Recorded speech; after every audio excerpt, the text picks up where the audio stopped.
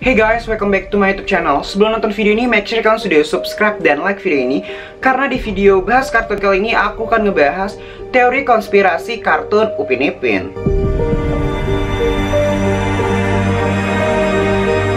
Salah satu kartun animasi yang paling populer di Indonesia adalah Upin Ipin. Upin Ipin adalah serial kartun yang diproduksi oleh Let's Go Park yang tayang pada tanggal 14 September 2007 di Malaysia dan disiarkan di TV9.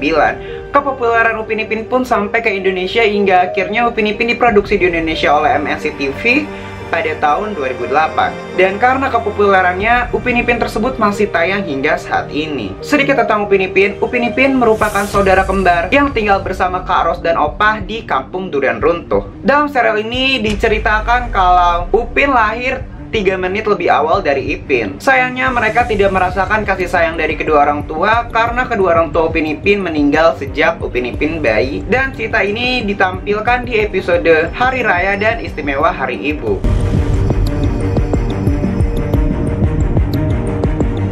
Buat kalian para pengguna TikTok pasti tidak asing lagi dengan teori konspirasi yang sedang berkembang yang menyebutkan kalau Upin Ipin ini ternyata bukanlah saudara tiri dari Kak Ros, melainkan Upin Ipin adalah sebuah boneka Kak Ros yang semua cerita kehidupannya berasal dari mimpi Kak Ros ketika Kak Ros koma. Cerita bermula pada saat Kak Ros dan keluarga ingin berlibur ke suatu tempat menggunakan mobil pribadi dan Kak Ros selalu membawa boneka Upin Ipin kesayangannya kemanapun Kak Ros berada.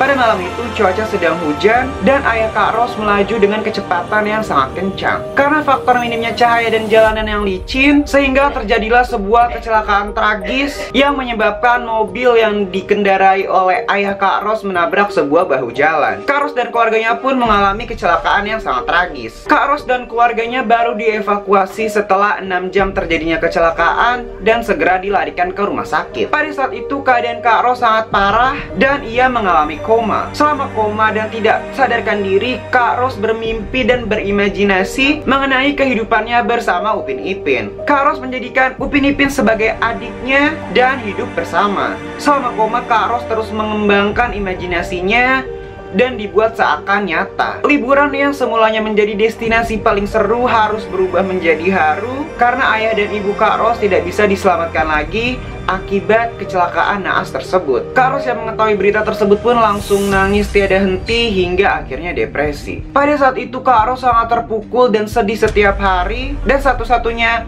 teman yang dipunya hanyalah boneka Upin Ipin saja. Karena kesepian dan tidak tahu harus apa, Kak Ros pun hidup dalam imajinasinya bersama Upin Ipin. Keseharian mereka diisi dengan berbagai momen seperti sedih, bahagia, dan memperlihatkan keseruan bermain semasa kecil. Kak Ros juga selalu memaki Upin dan Ipin karena rasa amarah akibat kecelakaan naas yang menimpa keluarganya tersebut. Namun cerita tadi hanyalah sebuah teori konspirasi yang belum terbukti kebenarannya karena belum dikonfirmasi oleh sang produser yang membuat cerita Upin dan Ipin. Terlepas dari benar atau tidaknya teori konspirasi tersebut, pelajaran yang dapat kita ambil dari cerita tersebut adalah agar lebih berhati-hati dalam berkendara, menyayangi keluarga, dan bersedih secukupnya.